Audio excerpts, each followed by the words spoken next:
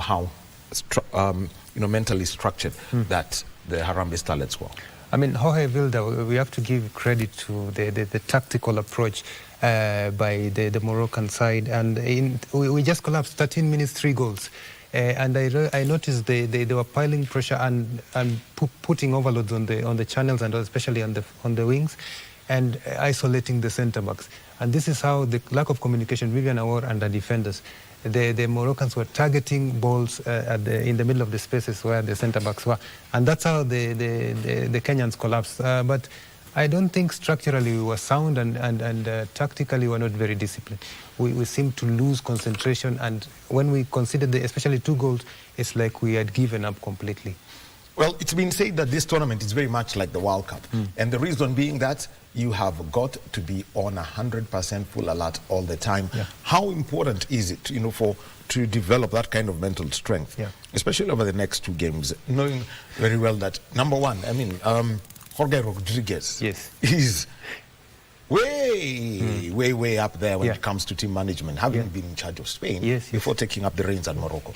Yeah, I mean, starting strong is very solid, and therefore our work becomes very difficult. And I think this is group of death. Group A is basically group of death. We are going to meet Algeria next. No, sorry, it's Senegal. Senegal next, on Thursday. On Thursday, yes. So, it's Sunday, Monday, Tuesday, Wednesday, Thursday. Yeah, it should be Thursday. Thursday, 8 p.m. Yes.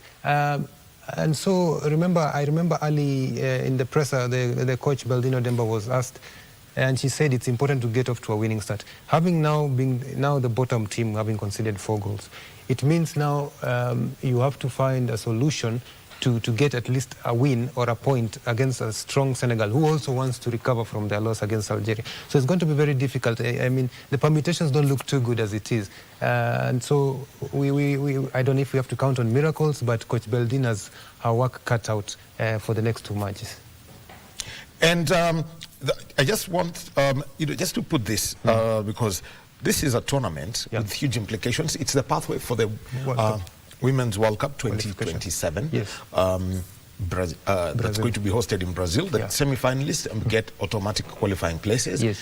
Then we have got the losing quarter-finalists playing in a repechage where 2 teams get into an intercontinental playoff. Yes. That's one aspect of it. The other aspect is CAF uses a head-to-head rule. What's the next approach? I mean, given that, Sakina Uzrawi was really terrorizing the Starlets last night. And now bringing, trying to, see if it can rub off. Yeah.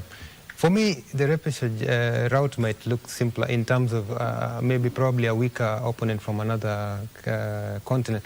However, it's tricky because you never know who you're going to meet exactly. But for me, the direct approach is the best, either top 2 finish or a better number 3.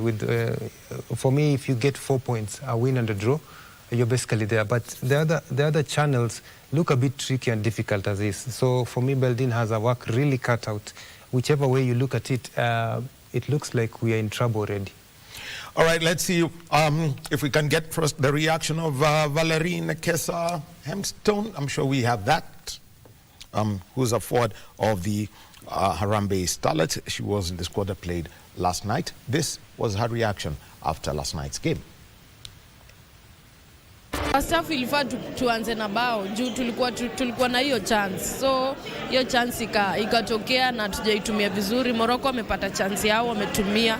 So hapo ndio tunafaa tuende turekebishe. Tukipata chance we need to use it.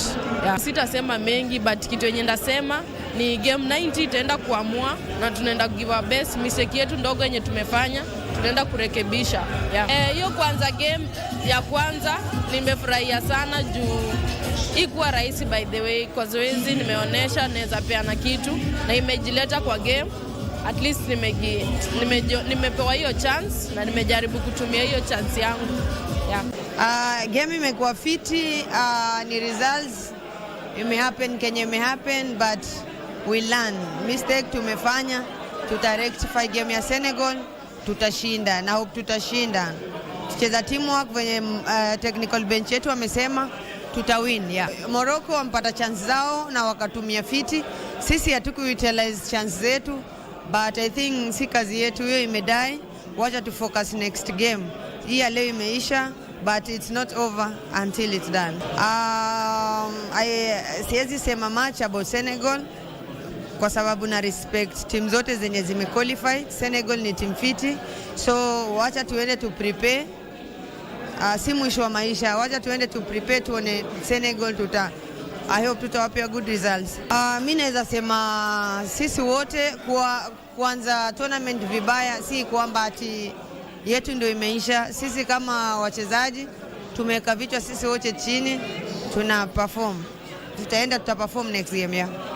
Morocco walikuwa wachezaji fiti by the way. Siwezi sema ati walikuwa vibaya ama nini.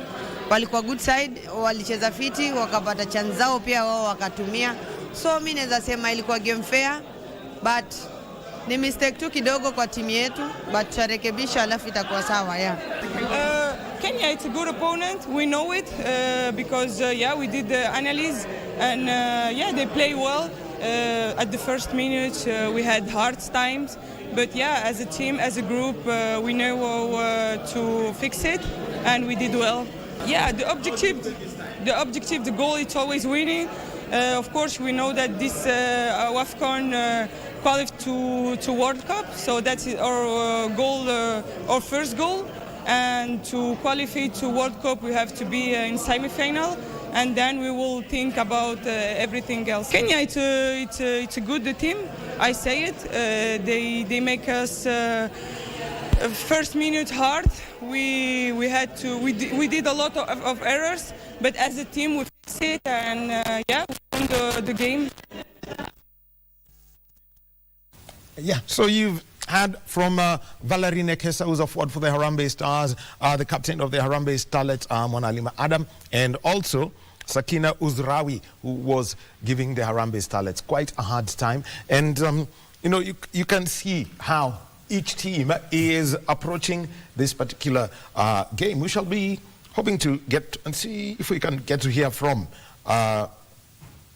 the coach of the Harambee Starlets, Beldin Odemba, in a short while. So yes, let's get Beldin Odemba.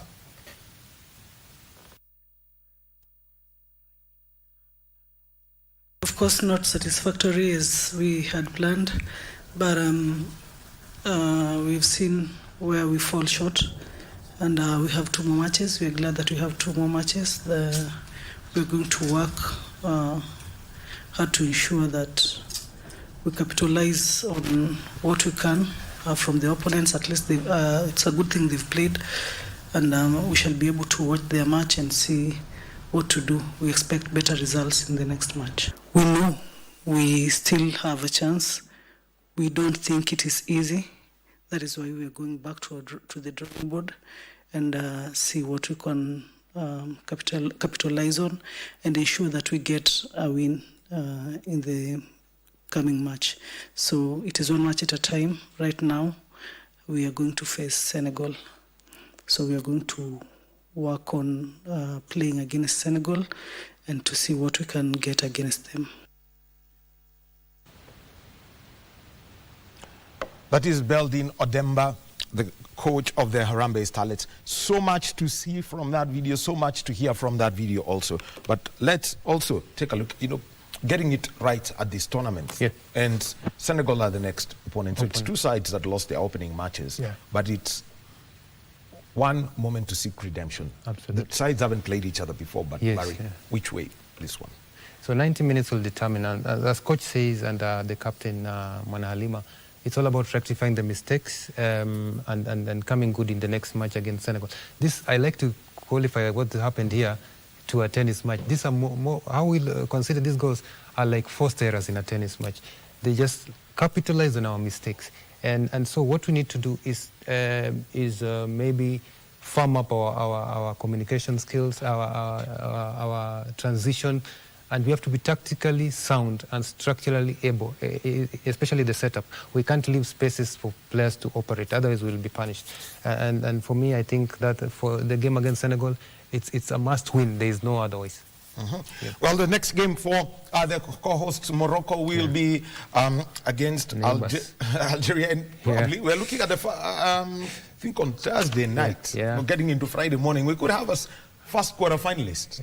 Looking at the kind of quality that Morocco have exhibited, and also we know there is a rivalry of all sorts with Algeria. Absolutely. I don't want to get into the politics, but it's there. It's there. You're right, we could get our first quarter finalists. This is going to be a very highly tactical game, and I'd like to see just the approach from both ends, but what we can be sure, there's going to be a lot of attacking from both ends. These teams, of course, they know each other very, very well. They're neighbors.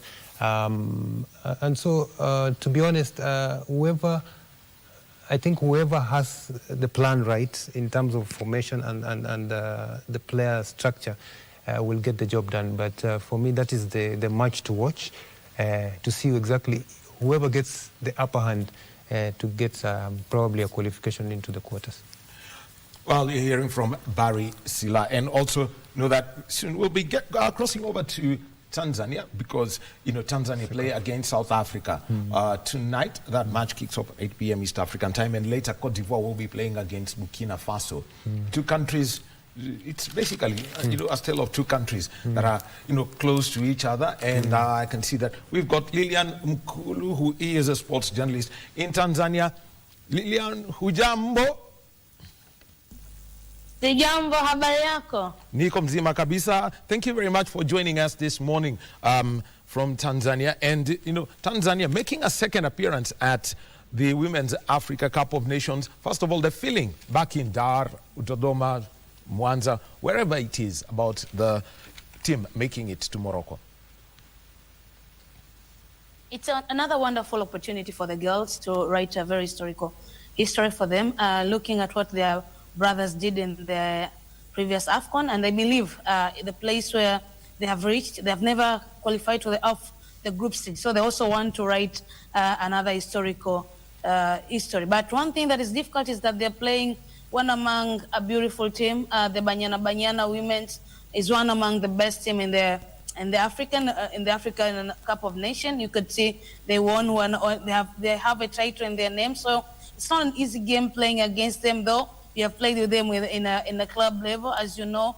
The Banyana is a team that has a number of players that play in the Mamelodi Sundowns women team, and we have played against them with JKT Queens and Simba in the CAF Champions League. But I believe it's not an easy tournament. As you know, it's a tournament that everyone is looking not just to get the win, not just to get the $2 million, but also to get an opportunity as one of the participants in the World Cup 2027.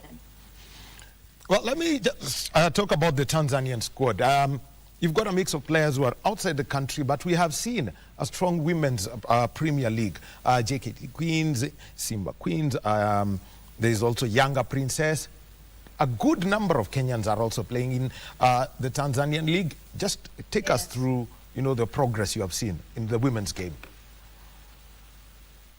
The progress of our national team, first of all, is having a number of players that have got exposure playing outside the continent of Africa, and even in the continent of Africa, but in higher leagues that have at least grown. And you're looking at the Tanzanian League. For now, I believe it has been a stepping stone to a number of female footballers. They use it because it has grown, and the good thing is that you can watch it on television, and that adds another opportunity for the girls. And I believe how the league has grown. I remember the first time Tanzania is participating in the WAFCON in 2010. We only had 2 teams, but now we have more than 12 teams in the Tanzania Women's Premier League. That adds not just it adds something to the team.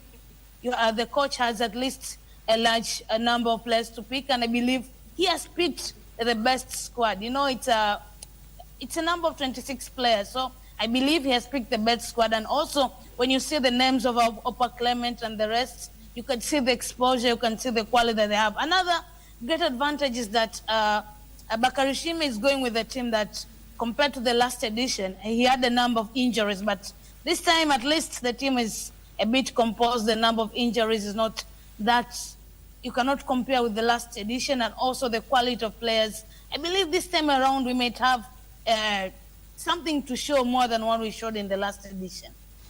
Well, just take us through the squad, and then before we touch on South Africa, one of the 3 nations to have won the WAFCON. Just give us a, key players to look out for from the Trigger Starlets.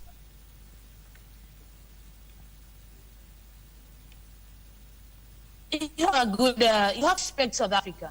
The Banyana win is one of the best teams. They have a title on their name. They have a great coach, Desire Ellis, a coach that has stayed for the team for more than 10 years, and she has a title on the name. Yeah, as South Africans wants to see more from the team, but I believe it's a team that has a number of players. Linda, one among the best players in the team. You're talking about Thembi Ngatia.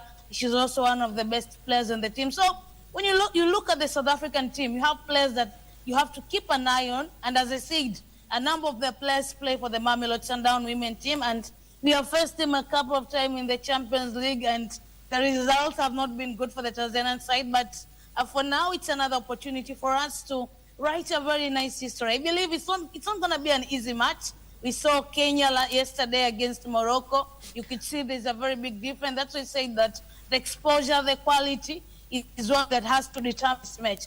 For us Tanzanians, we have to accept we're going to be the second team on the pitch. We have to respect the South African Banyana women, because if we don't respect them, I believe we might receive one of the hectic beatings in the WAFCON. So we have to respect them, and when you get our chances, use them effectively.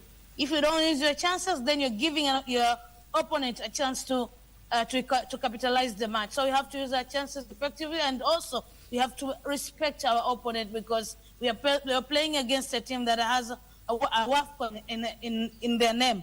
2020. The second 2023, they won the WAFCON. So yeah, they know this tournament. They've enjoyed this tournament, and I believe they know Morocco. They won it at Morocco, so it's another time for them to write a historical history. But for us, the Tanzanian side, it's a match that needs more of a respect. We have to respect the Banyana women. Well, let's also talk about the other teams in that group, Cote d'Ivoire and Burkina Faso, Ivory Coast and Burkina Faso. Maybe your take on the other opponents in Group B for Tanzania. Burkina Faso, it's a team that it's growing. And one thing that I've seen about Burkina Faso and the other team is that it's a team that these 3 teams, it's like they have the same body morphology of the girls, a bit tall and the best advantage. But one sweet thing is that in the national team of Burkina Faso, we also have a few players that play in the Tanzanian league. So we watch them play, and I believe that may be an advantage, but it's not easy for the group. You could see that Burkina Faso, they also have something they have to show. And it's a group that is very tricky. Yeah, it has names of teams that maybe they have not done that the wonders in the WAFCON, but they are teams that their players have got a high number of exposure. So it's not an easy group, but it's tough. As you know, it's only 2 teams that qualify to the next round. So everyone has to play the game very crucial, and he has to do everything that is needed so as to qualify to the next round. It's only 2 teams from each group that will go to the next round. Well, just a quick one. One of the players, everyone, I mean, from the Kenyan perspective, people have seen her play and can be quite a threat. Opa Clement, just tell us about her, because she's based in Spain, and also you have got Diana Msewa, who's based in Turkey, with Trabzonspor. You're talking about Opa Tukumbuke Sanga, a girl that has written a very big history, the team captain of the women's national team. One thing about her, she's one of those epic strikers that you look at her body, she's good at playing against defenders, and the good thing that she's clinical. But you've talked about Diana Msewa. For us, we call her the fast machine, a girl that never played for the big teams, but she had the way paved until reaching Turkey. That's what you call a talent. She's one of the beautiful players that Tanzania has. But it's not all that names. You have Enekia Kasongo, a player that is also versatile. She can play on the defense. She can also play on the attack. So it's a team that is very balanced. But as I said, yes, you may have a very beautiful team, but who are you playing against? You're playing against Banyana. You have to have you may have names, but you have to respect Banyana. They have a title on their name. They have quality. Yeah, we might also have quality, but you have to respect Banyana for what they are doing and the quality that they have. We may have great players. You have said about Opa.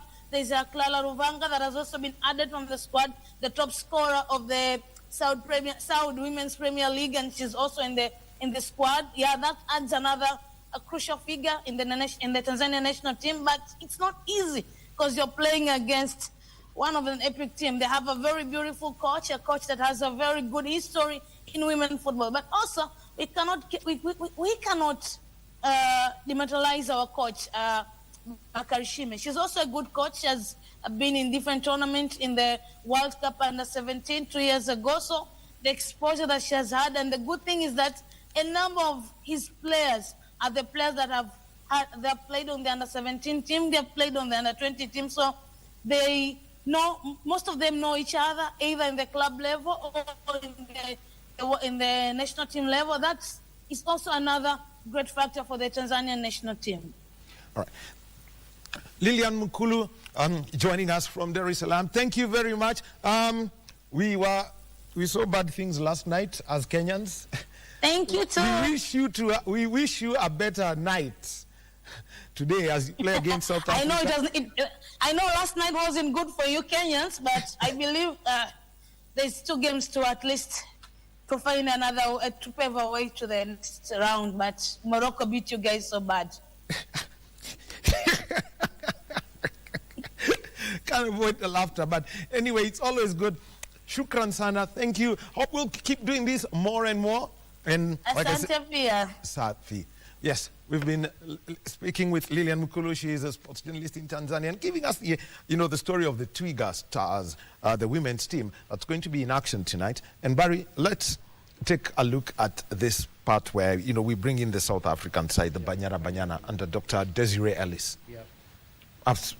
Very formidable side, and when you look at African women's football in Africa, you're looking at Nigeria, South Africa, then throw in Morocco, and that's when you start bringing in Zambia. Absolutely.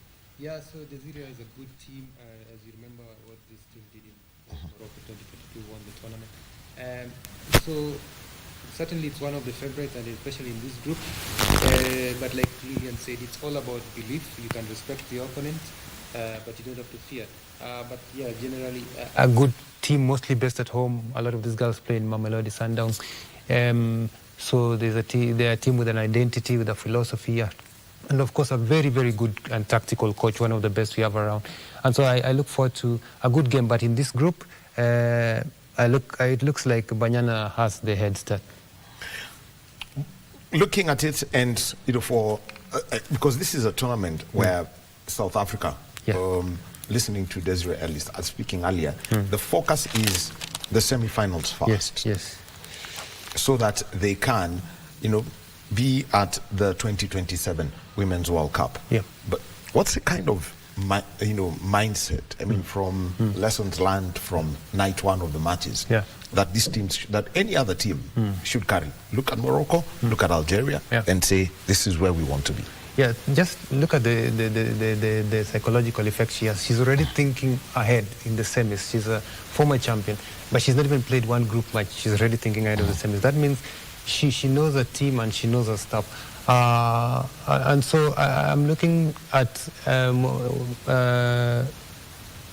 South Africa and Banyana under this lady, Desiree Ellis, going one extra in terms of thinking beyond the group stage and then maybe planning ahead. But this group, it looks like they can easily maneuver to top 2 at worst.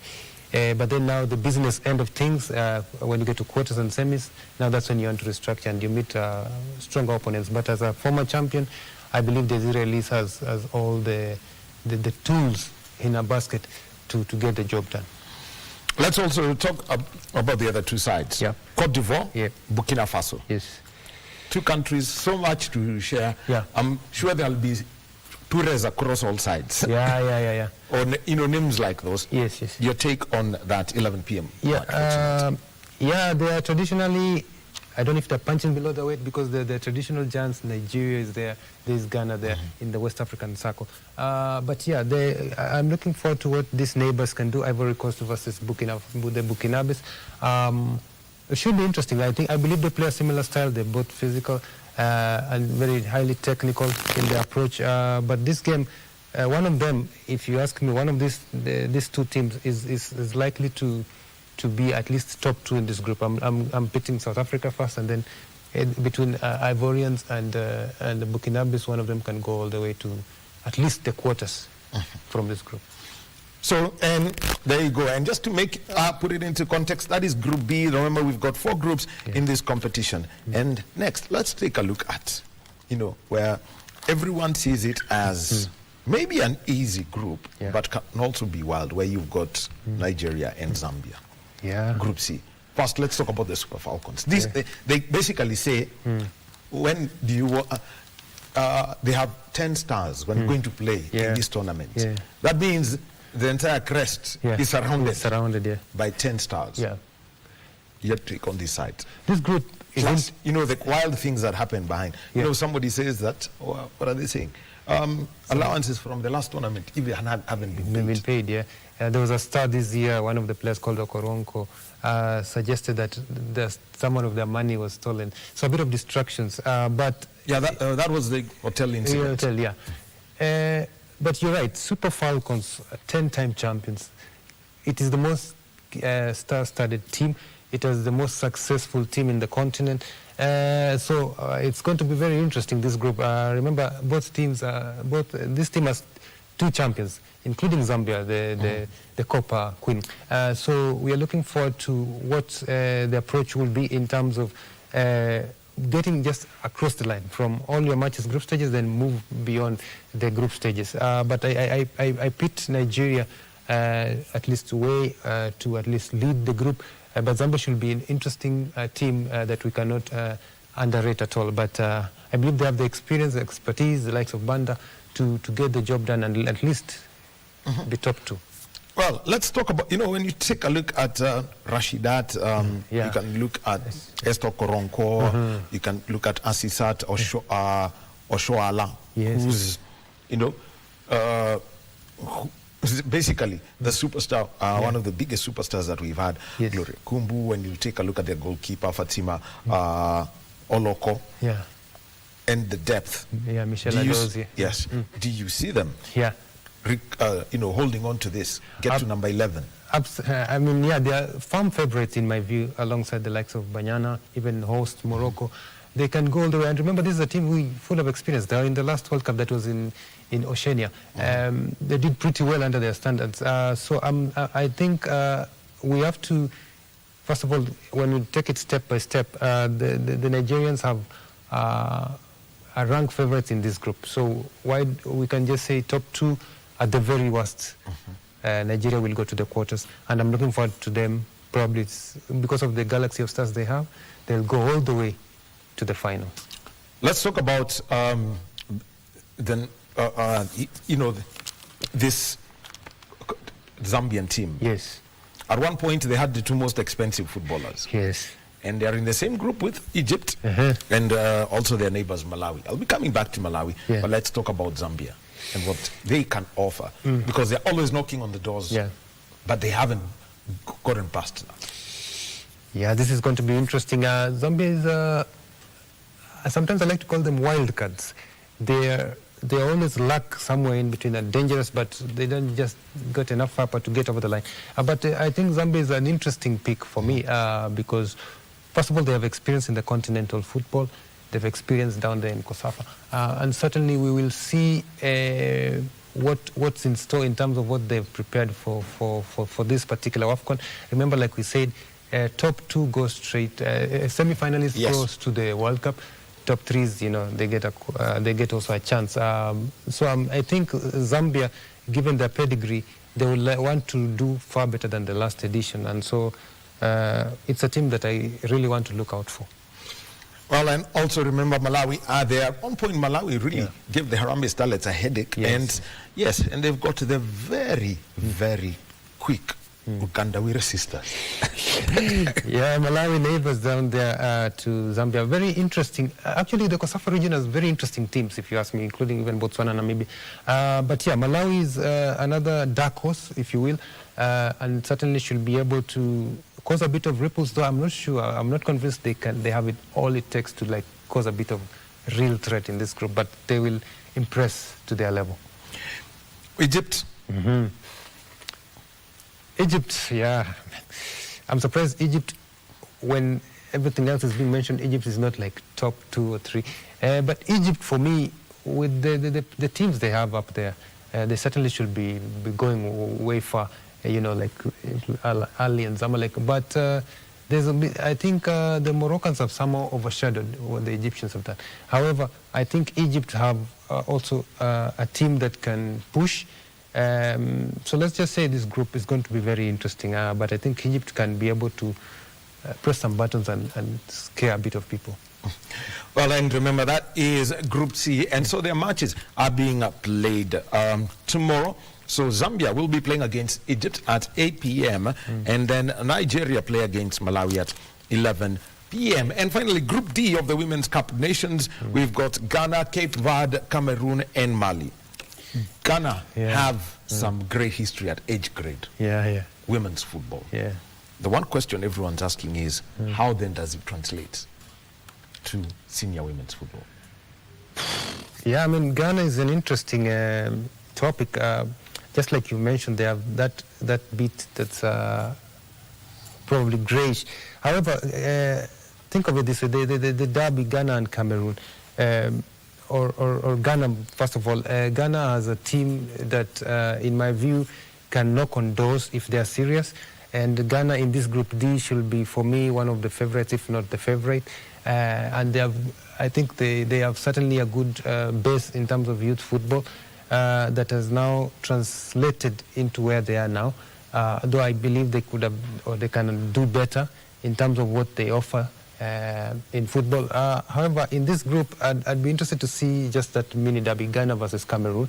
Cameroon is, yes, Central Africa, but we place it a bit geographically in West Africa. But in this group, I think Ghana still can do something in that group.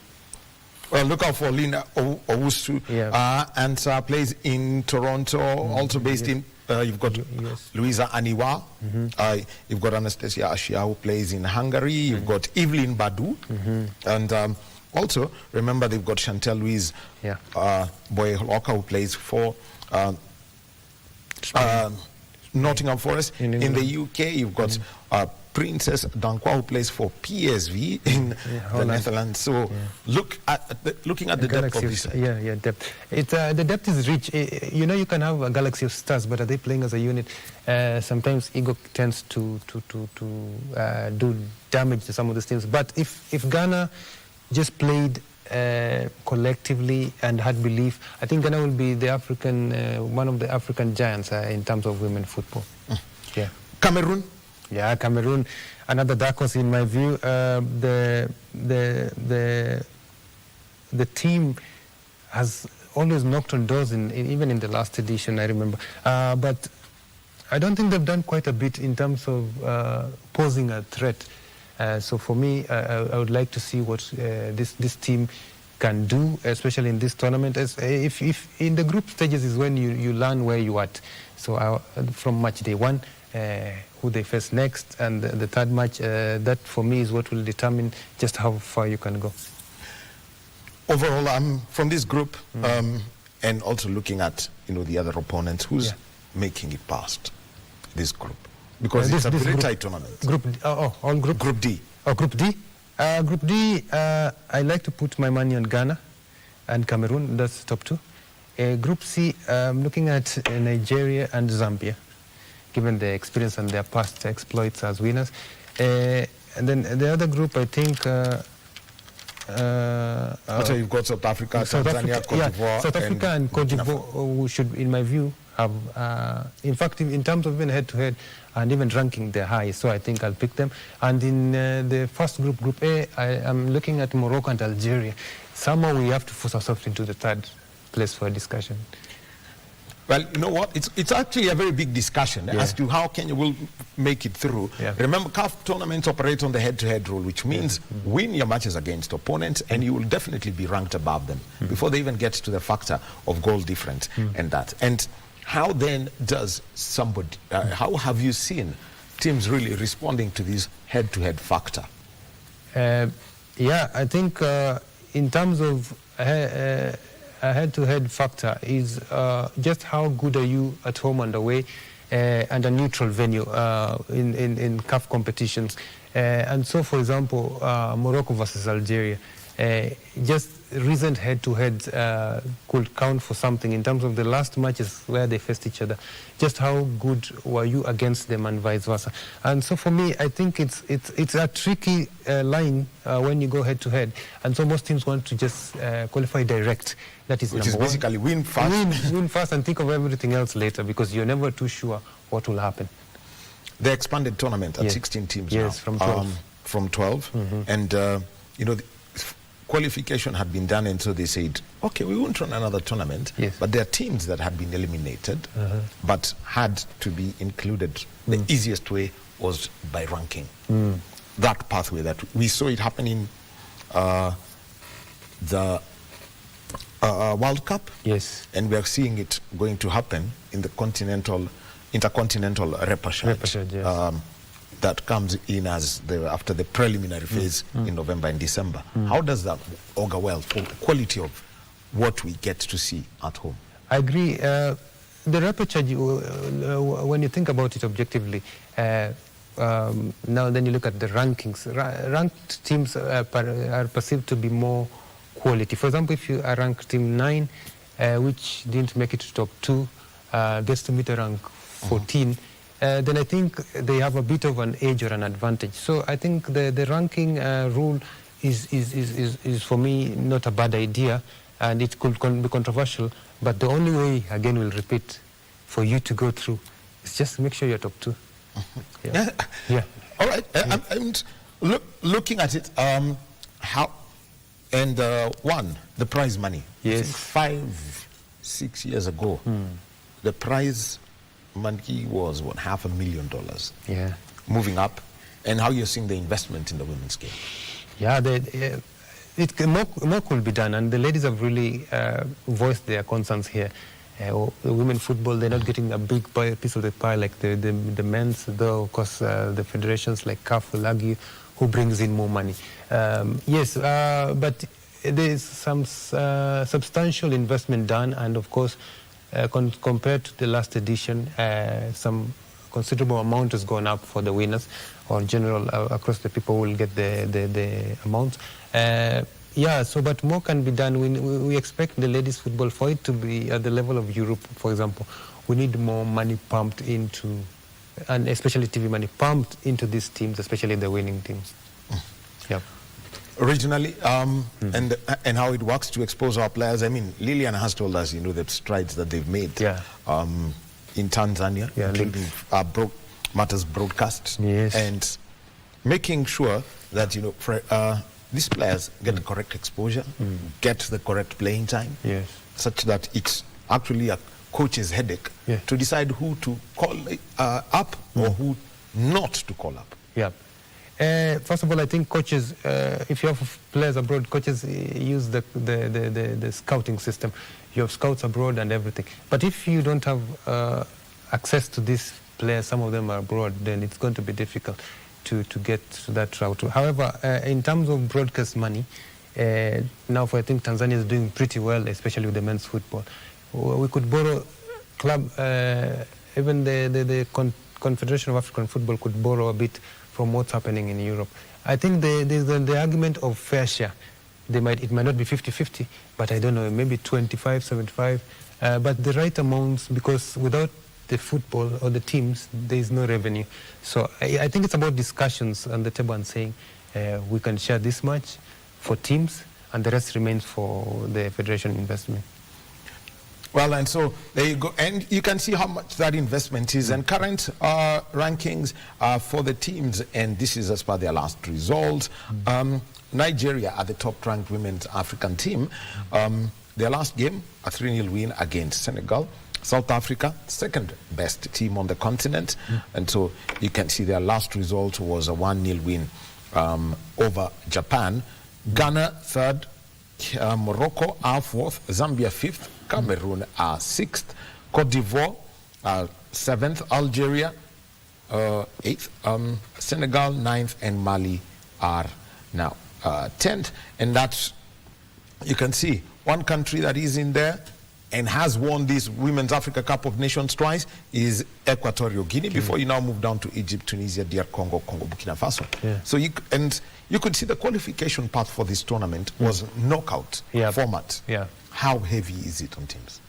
Very heavy. I mean, we just look at, first of all, the logistics, but the ranking as well sometimes doesn't do justice. If you ask me the currency, look at where Equatorial Guinea is, and they are like 2-time champions, and where Zambia is as well, and surprisingly where Egypt is as well. It tells you... Actually, Egypt is a surprise, because this tournament has been won only by 3 countries: Nigeria, Nigeria with 11, Equatorial Guinea twice, and South Africa once. Yes. So it's quite interesting the way that the standings over there work, but I think it's based on currency. Nigeria went, I think, to the quarters in the World Cup in Oceania, so that gives them a bit of an edge. But I think if your teams play more and get to a higher level, it will just certainly put you to that level where you deserve to be, and that's why for us we see Nigeria where they are. Yep. Well, so there we shall be taking a look at it. And remember, all these matches are going to be coming to you live on KBC Channel 1 and on kbcplus.co.ke. Our radio services are also broadcasting: Radio Taifa, Pwani FM, Ingo, Mayenga, Minto, and yes, Shoro FM, all bringing these little things to you. One of the other things that everyone really would like to take learn and observe, the officiating and the quality of referees that are coming from the continent. Yes. Because I think, because refereeing, when you look at the 2024 Africa, the AFCON that was in January 2024, compared to what we had earlier this year, there were questions being raised, and also the use of video assistance. I think the CAF and FIFA invest a lot on training of referees, and certainly there is no excuse for referees to determine a match based on either bias or lack of consistency. And so for a big tournament, the biggest tournament, for let's give an example of WAFCON now, you have to just select the best. Top FIFA referees should be in, FIFA accredited referees should be there. And when you come to video assistant referees, it's been a controversial bit in every top leagues and even World Cup and whatnot.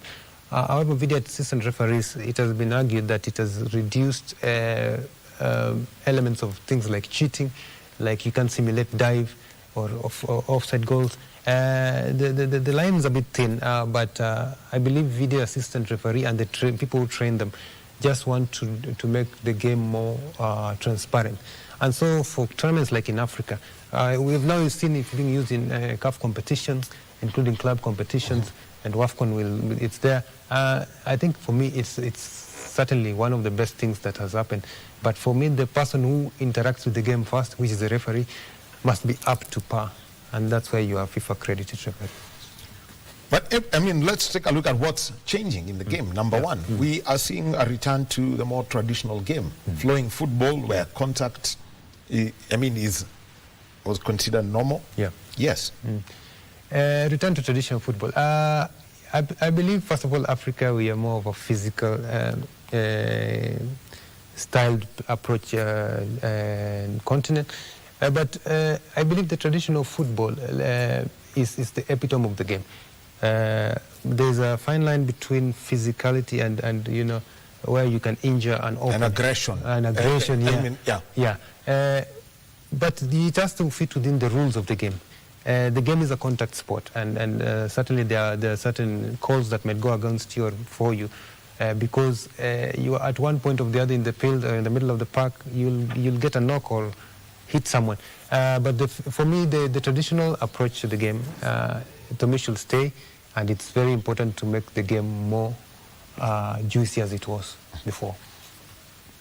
And from looking at how players will now adapt to this. Yes. You see, we saw it during the World Cup. Some were just outright, ludicrous. But there are those who fully understood it, and how players will get now to it. Yeah. Because the referee will be there and tell you, hey, wake up, let's move. Yeah.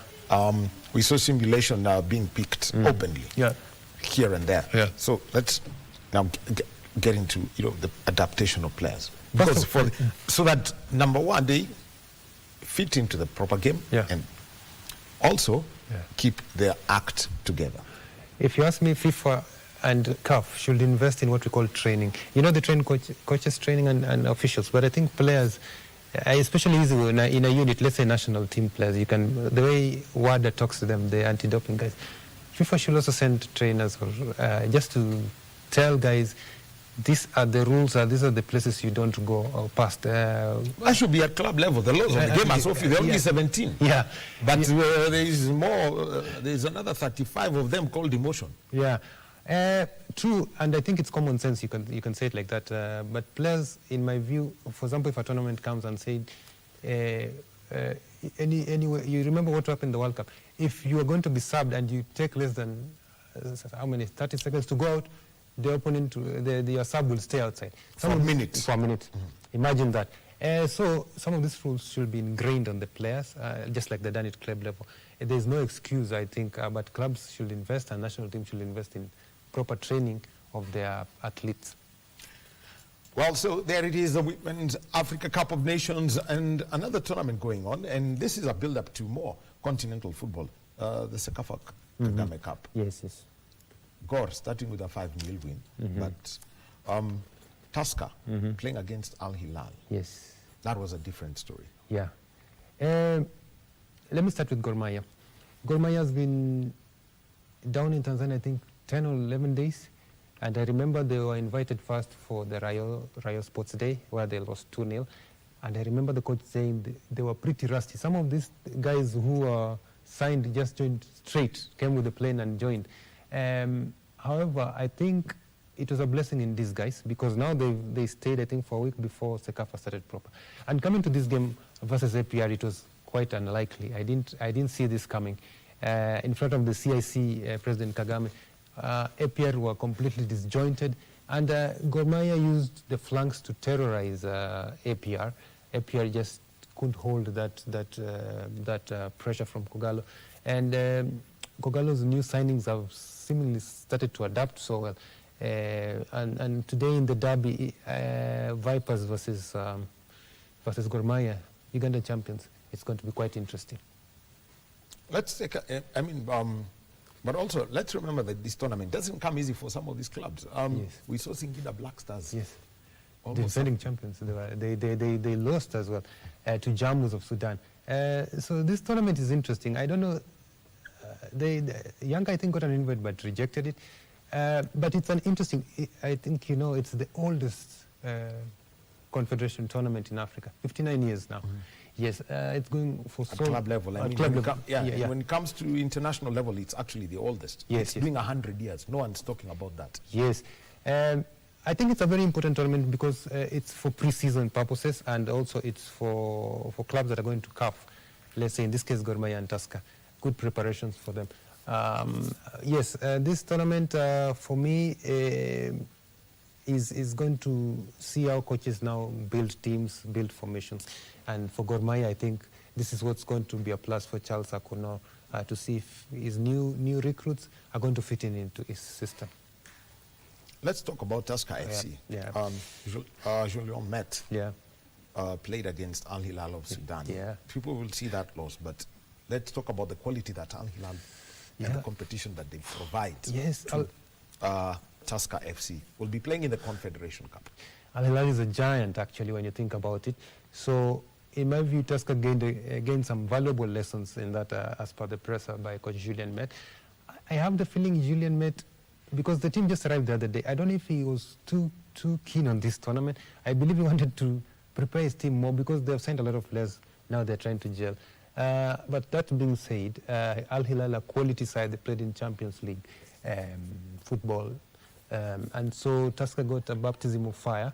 But it's how they recover in the next game. There's 2 more matches to go. It's how they recover. And certainly we want to see the magic that the Frenchman has in his bag. But what's been, the recovery story for Tusker and Julien Met? Because everyone noticed it, and he kept saying, look, the league's gone. Yeah. Let's go for the cup. Yeah. which means that he's got some targets that he has set for him, not just for the club, but even for himself. Yes. You remember, I think he came mid last season when Tusker was really struggling under Charles Okere, who was later on fired. He had a target, and I think he's even spoken about it. He's going for the title next season, the coming season. And that's why he's building a team. It's like a rebuild. A couple of players have left, and a couple have joined. For him, I think his target is CAF Confed, and then his target when he comes home is the league challenge. So this is why he's trying to build his own team and build his own resume. This guy was in Djibouti. I think at some point he was at Rwanda. He understands the level of African football, and he understands that Tusker is a big team, 13-time winners, league winners. Certainly is a team that will put pressure on him. So first of all, we want to see just how he'll go with Sekafa, if he'll recover, but then his plan for the coming season, so that we see if his name will be on the board. For the Tanzanian side, Simba, they really want to make their presence felt in this tournament so far. Simba. But remember, Simba started with the draw. Yes. Yeah, there's been a lot of noise in the Tanzanian media lately. Just after that draw, it was unexpected. And people said the coach played Team B before in bringing the main team, which still didn't do much. Simba and Singida, who are giants, Singida, remember, defending champions, must step up to the plate.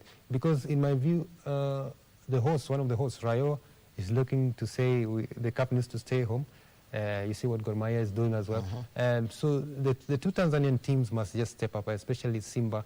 People are arguing, did they make the right signings of season? So they're yet to be put to the test, especially in the next match, because also they are preparing for CAF competition. Well, Vipers, you've got Guard Republican, just pray for them. Guard Republican will battle against APR tonight. But let's take a Gor and Vipers of Uganda. Neighbors and rivals. Gor Mahia has won this title 3 times. But remember, Gor Mahia, the last time they won it is 41 years ago. Can you believe it? In 1985.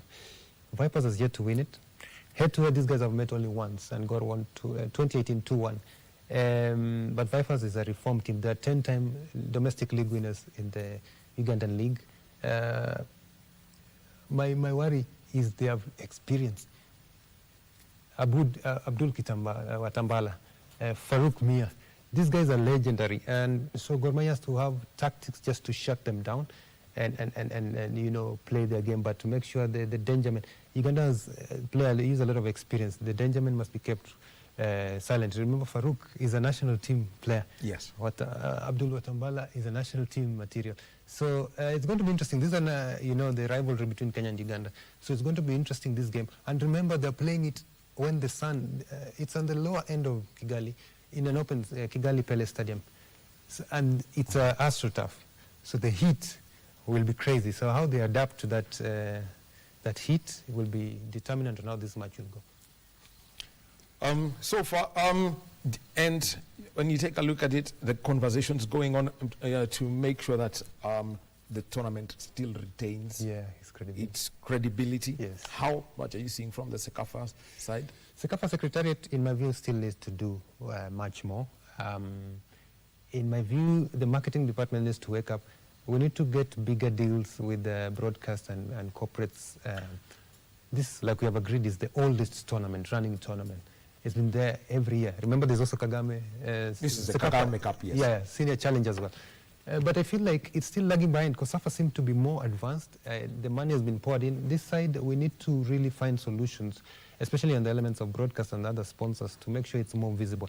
Because we have good teams. Remember, this tournament invites other teams from outside to compete. So it means the people are interested in this tournament, but we just need to see more money. Because I just saw the winner gets only 3.9 million. In terms of preparing for the team to come for this tournament, that's more than that. So we need more money poured in by sponsors. Well, I just took I was doing the calculations and still remembering, I think Kenya had won the Senior Challenge Cup, and the prize money had to be given in cash to the players. It's crazy. We need to just do better. Nicholas Musonyi was the Secretary General then. Yeah. But and the question then is, well, how do you push this more? Because I know the next one we'll be looking at is the women's competition, which serves as a qualifier for the Women's Champions League. Yes, absolutely. And how then does this region work to ensure that, across gender, everything works well? I agree with you. The women have a more interesting pathway because that takes them as a qualifier to the Champions League. I still feel teams need internal investment, but also teams, the Confederation, the Eastern Central Africa Associations, need to sit down and map out a plan of investment. The investment is the only thing that can take us far. All right. Thank you very much. Barry Silla, we'll be taking a break, and when we come back, we'll be having more conversations on rugby, and also we shall be talking about the Commonwealth Games from Glasgow. We've got the stories from the medalists and all those who are there.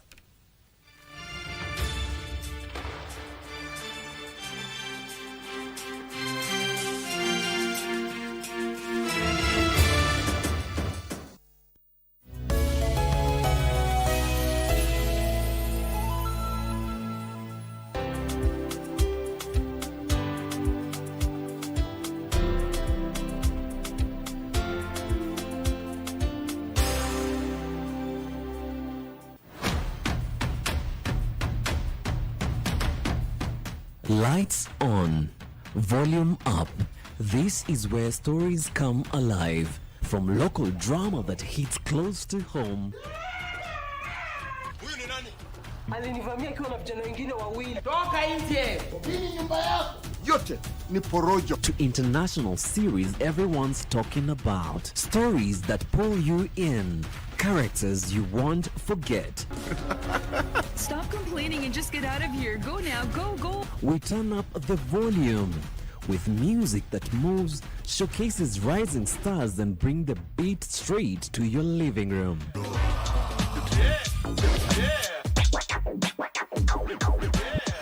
And when it's time to talk, we don't hold back. How is everything going? Real conversations, big personalities, the issues, the loves, the moment everyone's debating the next day.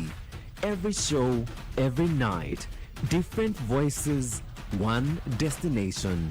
This is television that feels alive, unpredictable, and missable. Get ready for a captivating continental football extravaganza. KBC Channel 1 brings you exclusive coverage of the 2026 Women's Africa Cup of Nations, WAFCON. From Sunday the 26th of July to Sunday the 16th of August 2026. Welcome to Morocco!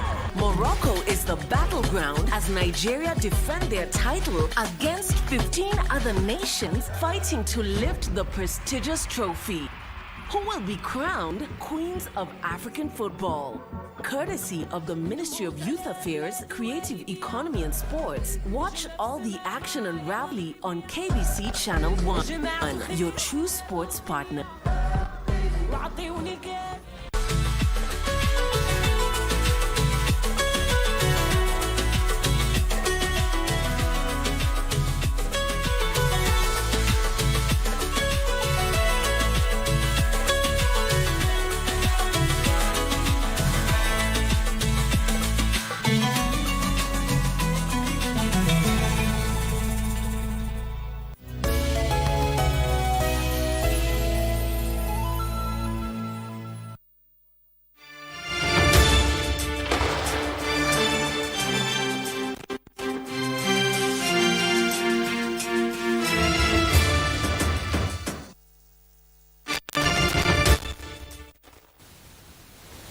And welcome back to Sports Check on this Monday morning. It is the 27th day of July, 2026. Well, over the weekend, Nakuru was all lit up with Sevens rugby. It is the National Sevens Circuit leg one. The Prince Louis Sevens won by KCB. After Nakuru, the next stop is Kisumu, where we're going to be having the Dallas Sevens. And to have that conversations about the Dallas Sevens, yes, let's join Wycliffe Okech, who's with the members of the organizing committee of the Dallas Sevens. Over to you, Wycliffe.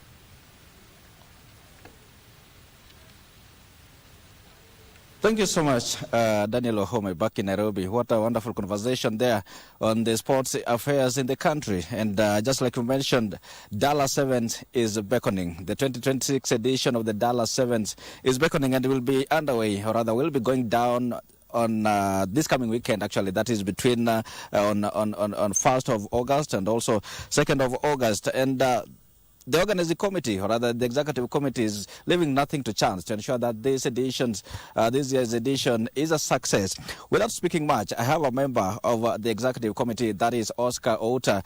Is a part of that committee that is charged with the responsibility of putting together this show to ensure that everything turns out successfully. And just on that note, I'm going to engage him briefly on the air and share with us the level of preparedness. Who do we expect here, and what sort of experience do the fans of rugby have to expect from this year's edition? Oscar, good morning, and look into the camera. Speak to our viewers. Dallas Sevens will be going down starting, is it Friday? Yeah. Speak to our viewers. What is the level of preparedness regarding this annual tournament? I think this time round we have ensured that all our ducks are in a row. Everything is sorted with regard to Dallas Sevens. When you say everything is sorted, give us the specifics. If you can see right behind me, we are just working on the field. These are just the final preparations. With regard to entertainment, which for us, Dallas actually it's more than a sporting activity. It's an experience that you're selling to the audience. So people come to Kisumu to experience the culture, the food, the music, and a lot. Mm-hmm. Yeah. So it's a cocktail of events. It's a cocktail of events. Mm-hmm. And when I say you are fully prepared, trust me, you are fully prepared. I think security, people have been saying Kisumu is insecure. That's a lie. We'll get to the security bit, because it could be a lie or not, because we've had incidents recently. Yeah. But then we talk about Dallas Sevens. This is one of the 6 circuits nationally that are held annually, that is connected, or rather connected to the growth of rugby sport in the country. Yeah. When you look at Dallas Sevens, what unique experience does it bring, sports-wise? Sport-wise, you'll realize that many players actually come from this side of the region. So for us, Dala, I feel like when people come to Kisumu, they sort of come and scout for players who can possibly even play for the national team. So for us, we act as a beacon where talent is scouted.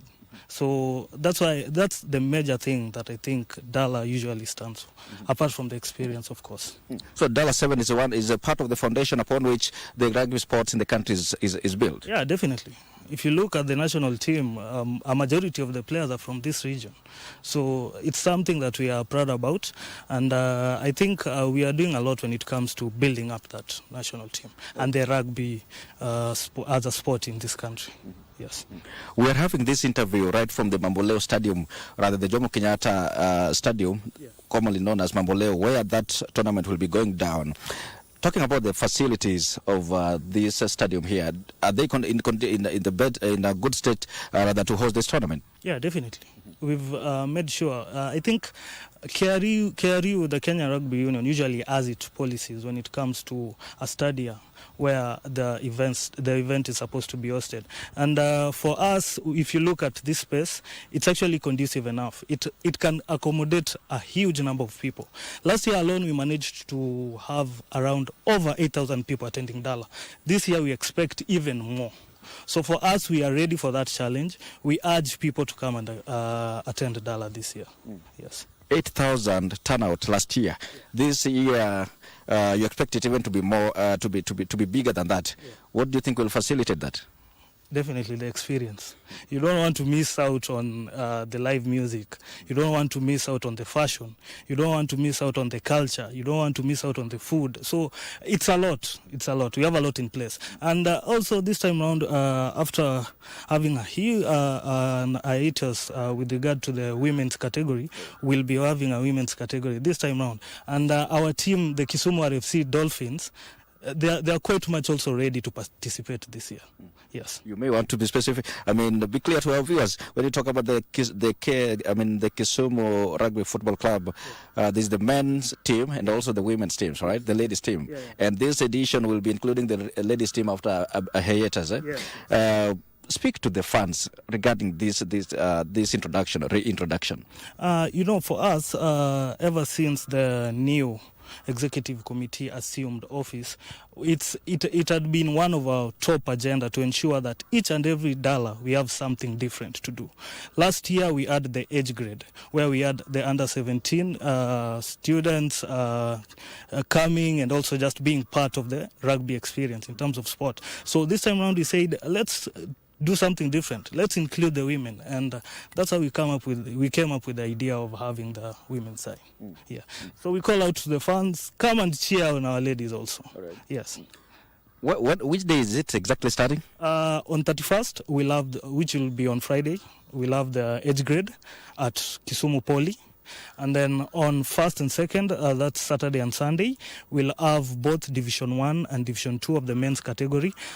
Division 1 will be held here at the Jomo Kenyatta International Sports Ground. And then Division 2 will have it at Kisumu Poly. And then the women's side also will have some games being played at the Poly. But I know the semis and the finals will be here. All right. Yes. All that happening will be between Friday and Sunday. Yes. All right. And now, the funds. I don't know how. I mean, there's this, like you mentioned it earlier, the issue of security or insecurity, so to speak. Kisumu has been quite in the headlines when it comes to sporadic insecurity incidents. Yeah. We are around Mamboleo, which is one of the areas that are associated with lack of adequate security. The executive committee, what is it doing to ensure that this 3-day showpiece turns out as it is planned? Last year was the first event we organized ever since we assumed office. So there were some loopholes that we realized, and this time round we worked earlier and planned towards actually attending to the loopholes. For example, last year we majorly focused on security within the facility. This time round we've talked to the county commissioner who has been really helpful, and he has assured us that this time round they're going to intensify patrol even out of the facility. So with regard to matters security, I'm very positive. We have that sorted and we have that handled. Mm-hmm. Yeah. Is it security just around the stadium or even around outside the facility? Outside the facility. I said we are going to intensify actually police patrol outside of the facility. Actually, the environs of the facility, we are going to have intensified police patrol. Mm. Yes. Right. I want to take you back to the turnout. Last year you mentioned you had about 8,000. Yeah. What does that tell you about the love for the rugby sports in the country? I'd speak about Dala. Sure. For Dala, as we've managed to package this thing to be more than a rugby tournament. We are packaging it as a way to actually sell an experience to the fans. So if you look at the entire circuit, this was their most attended. Dallas Sevens last year was the most attended circuit. And that was the first one you put together as an office? Yeah, so you can only imagine what we have in place for you guys this year. So I'd urge the fans, I don't want to sell out on a lot. You guys just come, attend Dala. It's an experience. If you're not in Kisumu this weekend, I don't know where you'll be, but Kisumu is the place to be. Mm-hmm. Yes. Talk to the ladies. Probably they haven't experienced the ladies' sports before. Yeah. For the ladies, I think after a huge hiatus that we had, we are also just trying to rebuild on the team. So we are urging the ladies. It's actually, if you feel like you really like rugby and a sport and you want to be part of Kisumu RFC Dolphins, come out. We usually train at Kisumu Poly, and for us, the main thing that we're looking toward as Exco is to rebuild that team. Rebuilding a team takes all and sundry. It is not just an individual responsibility. And now that we have sports being devolved, actually the county is also playing a huge role in this. What support do you get from the county, both for the men's team and also the ladies team that is now being reintroduced? With regard to the support we get from the county, this facility that we are currently in is being managed by the county. So we have some form of symbiotic relationship between us, Kisumu RFC, and the county. You might find that we come and do maybe a little repairs within the facility, and with that they remove some costs when it comes to hiring the facility. So we've had that positive relation, and I think that it can be better than what we currently have. Yes. You speak so highly about the Kisumu Rugby Football Club and also the entire thing about Dallas Sevens, but then nothing good is short of challenges. Yeah. What are these shortcomings? For Kisumu RFC, the major challenge that we've had and that I can positively speak about is when it comes with regard to sponsors. So we don't have that main sponsor that we can rely on that can come and stand. You know, running a club is not easy because there are costs. These boys have to travel to Mombasa, they have to travel to Nairobi, they have to travel to Embu. These are all costs that the club incurs. But yet, this is not a profit-making club. You see, the money that we get from ticketing with regard to Dallas, sponsors and all those things, that is what we use to run the club. So at times when you find that the club is short of some funds, it's usually a strain, but as EXCO, we try to cover that up. So I think with regard to sponsorship, that's the major challenge that we have. Yes. Yeah. So how do you maneuver all this? At times you're forced to dig deep inside your pocket just to make sure that things run, because also you can't give up. You know, Kisumu RFC is a community club. It belongs to you, it belongs to me, it belongs to everyone within Kisumu. So we call, right now we have a call out for membership, a membership drive. So we are calling out to people from within the community. Just come and be a member of Kisumu RFC. The rates run from as low as 5,000 to as high as 500,000 for life membership. So from those little areas, membership, these sponsors that come periodically, we can't say they come all the time. That's how we manage to run the club. Yes. This is the 23rd edition that will be the Dallas Sevens will be held for the 23rd edition here. You want to talk about some of the areas that you would want the sponsors actually to come through so that it can to help pull up. For us, I think we are currently looking for a major sponsor for the club, and we've really gone out there and we are looking into corporates within Kisumu and out of Kisumu, just someone who believes in the brave hearts. Yes, that's how we call ourselves, the brave hearts. Yes. Brave hearts for the men, and the Kisumu, and for the ladies, the Dolphins. Yes. All right. Yes. In return, what do you promise to the sponsors? In return, I think overall, as we are looking towards, with regard to performance and outstanding performance, and then also Dala, let me tell you, if we are the most attended in the circuit, definitely with regards to giving you that viewership and maybe converting these guys into, maybe if you're a corporate, converting guys to come and deal with their entity, I think Kisumu has a lot to offer, Kisumu RFC, yeah. We see different outfits, rugby and other sports.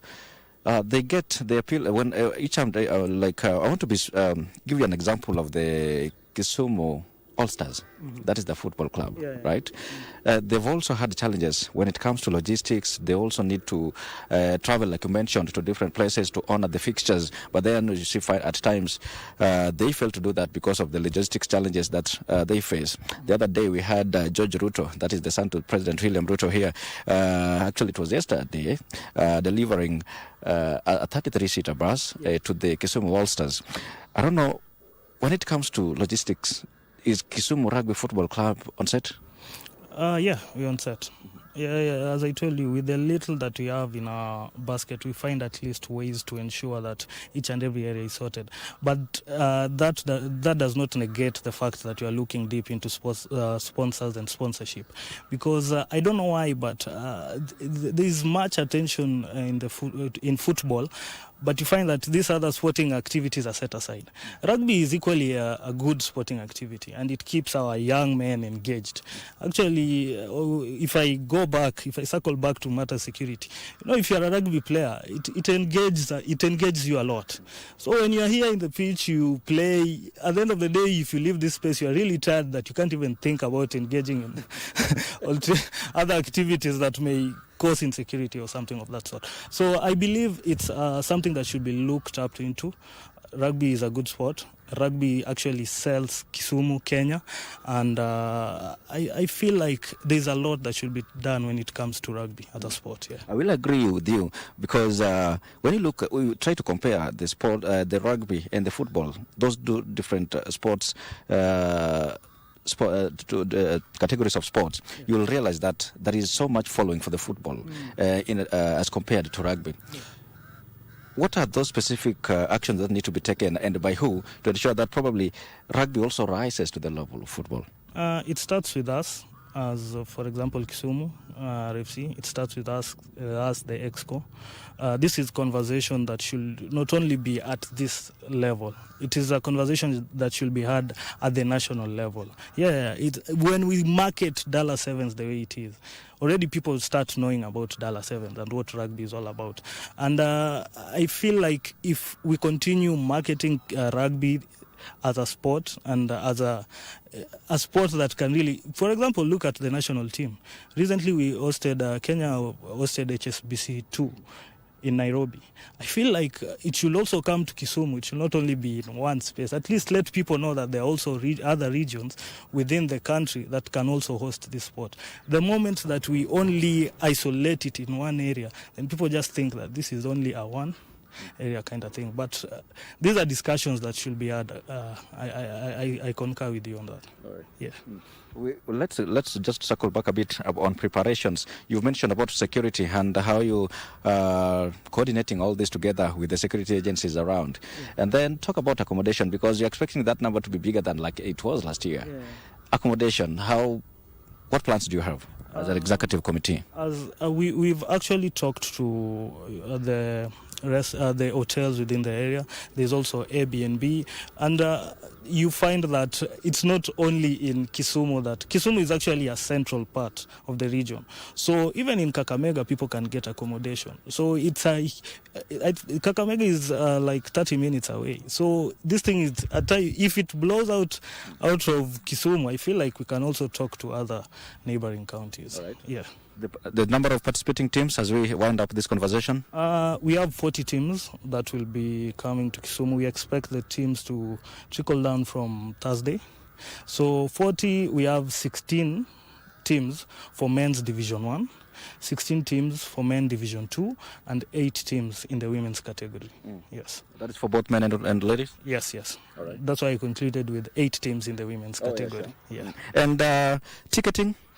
Ticketing, you can go to TicoHub. They are our ticketing partners. Tickets right now, they run to regular, we have 800 shillings for the season. So it means one day it will be 400 shillings. VIP, 4,000 shillings for the season. So per day it's 2,000 shillings. So I urge both national and international people that want to attend Dala, this is your time to get your tickets, because tickets are actually running out fast. I'm sure from Wednesday we are going to at least increase the prices. So this is your time to get a ticket. It's because of the experience that you're promising. Yeah, it's going to be a wonderful experience. As you can see, the weather is also working in our favor. So we look forward to having a huge experience this Dala. Okay. Yes. Thank you so much. Oscar Outa, a member of the executive committee that is charged with the responsibility of putting together these showpiece to ensure that rugby fans from the county, from the region, and from the country will be getting the experience that they anticipate. That is why I put a cap on that conversation, Daniel Wahome, unless you have a question for my guest here. For SG, and let him just give us an insight into the age grade competition that is there, because he's mentioned that quite a number of players have come from that region and gone on to play for other clubs that are in Nairobi and also for the national team. The age grade competition, that's what I would be interested in. Oscar, my colleagues really want to know about the age group competition, because like mentioned, the Kisumu Rugby Football Club has contributed in terms of tapping talents, and these players have gone ahead to play for other country or other counties outside Kisumu, including Nairobi. Now talk to us a bit, give us the insight into the age group competition. This was also an initiative that was actually pushed or proposed by the EXCO currently in office. We actually have Kisumu RFC Academy. So currently this year for the age grade, we are going to have players under the age of 17. So the teams have already registered, and most of the time you find that these teams are usually schools within Kisumu and its environ. So this time round at Kisumu Poly, we are going to, on 31st, we are going to have the age grade, just as last year. That's for the under 17? Yes. All right. Yes. All right, thank you. Wahome, it's about building rugby from the grassroots, and that is also giving the under 17 a chance to have the feeling of really what Dallas Sevens is about, and that is what Oscar Ota, a member of the executive committee, is talking when it comes to age. The young rugby players also taking part in this competition. All right. Thank you very much, Weekly, for Catch, for that insight. Dallas Sevens, make sure that I can get some space if I do decide to come over and make sure that I can. Yes, I do enjoy the rugby out there. And also thank you to Oscar Ota, the Secretary General of Kisumu RFC, for doing that. All right. So from Kisumu, we get back to Broadcasting House right here on our sports conversation this morning. And we have got the Commonwealth Games going on. And in studio with me, still I've got Barry Sila. And let's talk about Kenya. The Commonwealth Games that are going on right now in Glasgow, Scotland. Official opening ceremony was on Thursday night, opened by King Charles III. And then we got onto the action. Not the greatest of starts for Kenyan boxing. Amina Martha got eliminated. The swimmers not making it through. The basketball teams having a hard time. But then yesterday the news came in. A bronze medal in weightlifting. Joshua Amunga winning a bronze in weightlifting, a total lift of 260 kgs, 115 in the snatch, 145 in the clean and jerk. I'm sure that news blindsided every scribe in this country. Yeah, you saw how Knock went loud on social media with this. The 21-year-old Amunga is quite a story. I mean, he's been training on his own in Pumwani, I think next to Majengo. And he's had a natural talent. He's been scouted from school, I think from high school, and then now he's participated in the African Championships. He's even won it, and now at 21, he the first medal bronze for Team Kenya. I think that's quite encouraging for a competition so rare for especially people from this side of the world. Well, and let's hear from Joshua Amunga, his reaction after winning a bronze medal at the 23rd Commonwealth Games that are taking place in Glasgow, Scotland.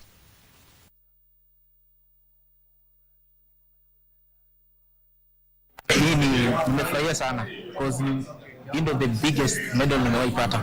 Ndio ya kwanza nimepata ndani kwa biggest competition. So nimefurahia sana, sijaifurahia hivi. Pressure ilikuwa juu because ile slot time ilitoka haikuwa ile slot ya list tuna compete na wao. Ilikuwa ngumu hapo, so nilikuwa tu focused but nilikuwa najipatia motisha prepare for hii competition, and finally my coach ananiambia tu nisikuwe na pressure, kila kitu na take time, kila kitu kuna time yake, so wewe unajipull down. Hata nikiwa na pressure na try kujipull down bila coach usema, and na trust the process na kila kitu na pay out. My coach ndiye introduce kwa weightlifting.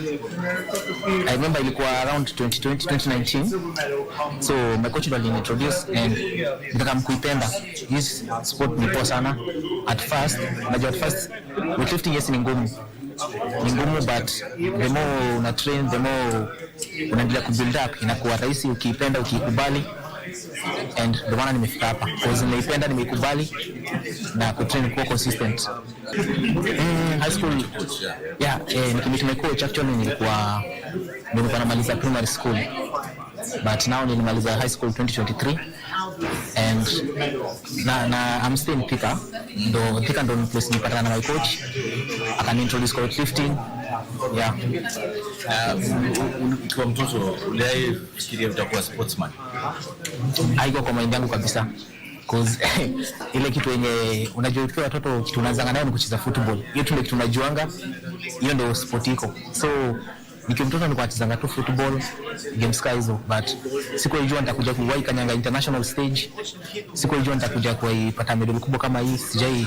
hiyo kitu haiko kwa mind yangu kabisa, but after niliingia weightlifting nikaanza ku progress, ndio nilianza kuona future kwa weightlifting, and kila kitu nimekuwa nikiwako on it imepea off leo.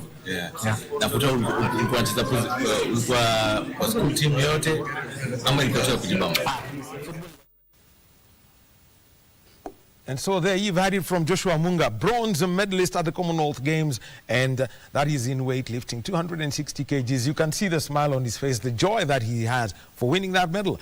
And athletics starts today, Barry. Yeah, today is actually when the business starts for Kenya.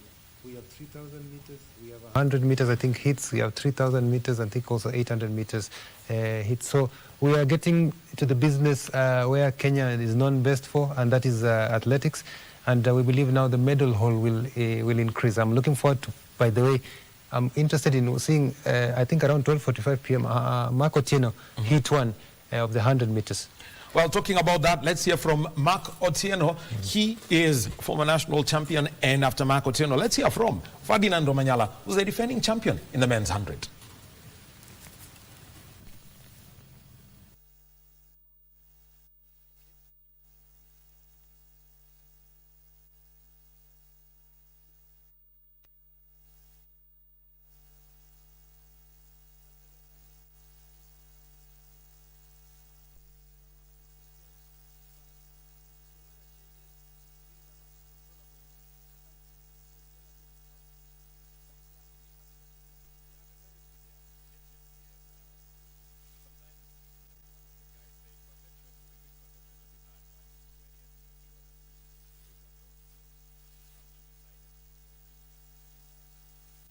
Ferdinand Omanyala and Mark Otieno in the 100 meters.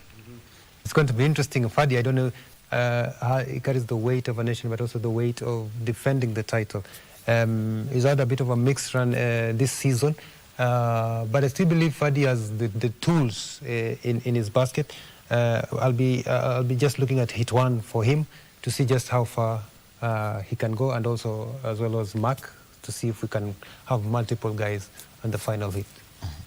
Well, and also, you know, well, when you talk about the 800, because that's one of the other events that we're having that, and that's qualification. Yes. And this is going to be in the evening session for the women's 800. Lilian Odira, world champion last year, and now it's now going for the club games championship. Absolutely, it's making its debut actually. Remember the former champ Mary Mora is not there due to injury, but you have Lilian Odira, who is the world champ, and also Vivian Chebet as well. So it's going to be an interesting, I believe, a tactical race, highly tactical race. Certainly we want to see them fight all the way to the finals and get us a medal. Hamston, is Lilian Odira's okay? We can go with it? Okay. All right. So also just confirm about Julius Kira, the athletics coach. Also happening to one story that hasn't been told much is that of Rukia Nusra. She's the 100-meter hurdler, KDF athlete based in the US. 12.85 seconds. You know, the last time Kenya picked up a medal in the hurdles, the short hurdles, the high hurdles, 110 for men, 100 for men, it was a gold in 1974. And that national record still stands. Yes. It needs to be improved, seriously.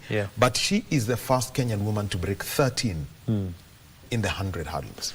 Yeah, it's going to be interesting, the American best. You know, America is known to train the best sprinters in the world.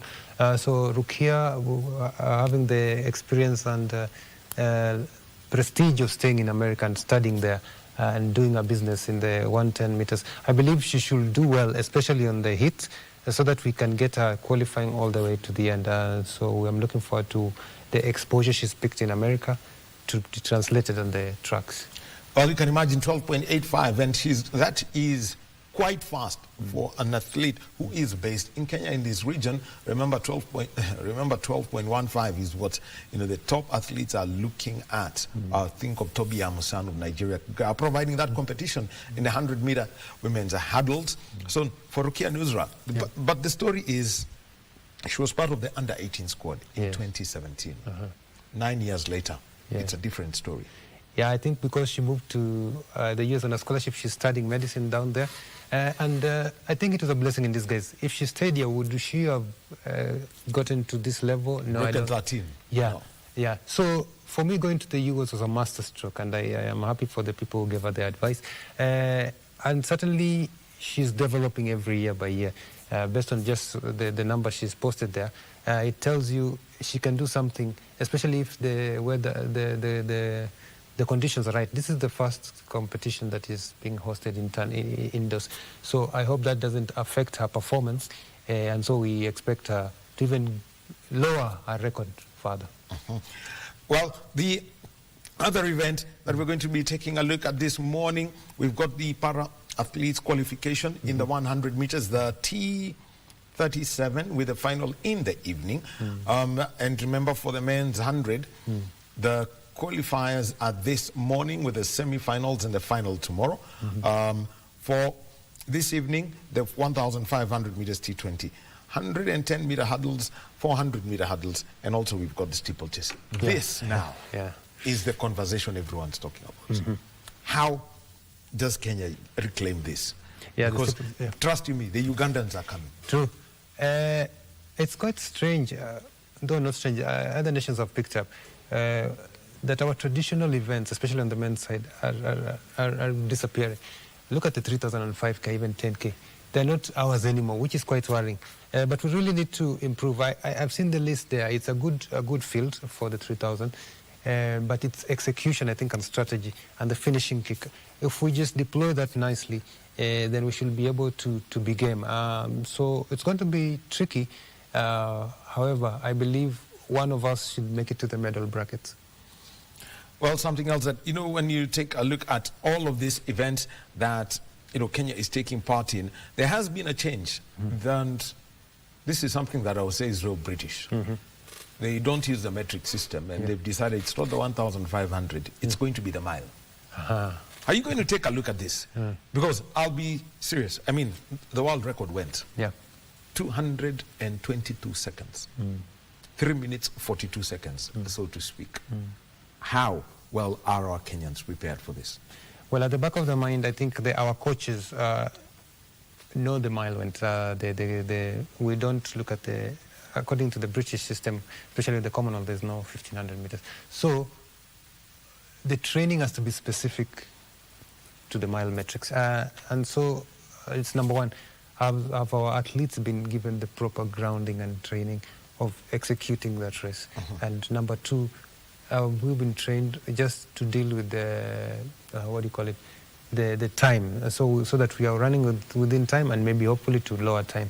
If we can do these two things, then I believe we're in a good state. But obviously, I think the coaches are aware, and so we have to just be prepared for a hit. I was speaking with Julius Hiago when in the run-up to these games, and he said that we are going to have probably the craziest javelin field ever at the Commonwealth Games. Patirage, Ramesh, Hiago, Anderson. So is already feeling the heat? It's not that he's feeling the heat. I've just given the names. You've got the world champion, you've got the Olympic champion, you've got the world leader, you've got a former world champion, you've got an Olympic a former Olympic champion. How do we expect this field? It's a good field, first of all. I think any athlete needs a challenge. For me, Hiago is experienced enough to know the challenge and how to address it. In the past, he's dipped a bit in form. There was a time when he was even injured. However, he's coming back good. As the leader of the team, I'm sure he doesn't want to disappoint everyone. He'll have to make the cut. So I believe Hiago, even with that field is crazy, but we still can get it. I'll tell you this, 90 meters is what is required to get a medal. So we just need to see if we are going to get 90 meters from that. Thank you very much, Barry Sila. Thank you. And also thank you to Lillian Mukulu joining us from TZ. Weekly for Catch, thank you for the link you gave to us coming through from Kisumu at the Mamboleo Stadium for about the Dallas Sevens. My name is Daniel Wahome. Coming up next is Kurunzi Mashinani and Tamrini.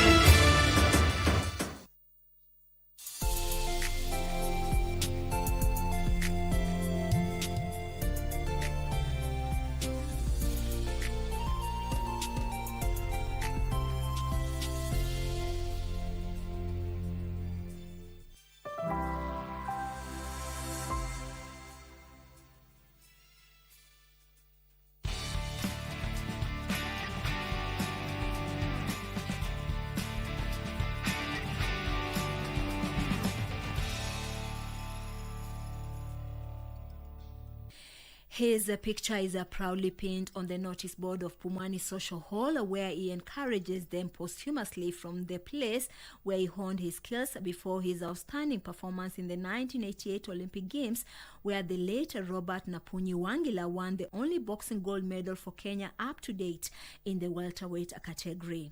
Hii ring inatusaidia sana juu ilikuwa champion Wangila ndiye aliposhinda Olympics 1998. So ilipoletwa hapa ikawa inatusaidia pande nyingine juu sisi wali kama watu kutoka club zingine unakuja hapa kufanya sparring, tunafanyaga hivyo baada ya 2 weeks tunazadika timu hapa ikakuja hapa ikafanya sparring na au vijana baada ya 2 weeks.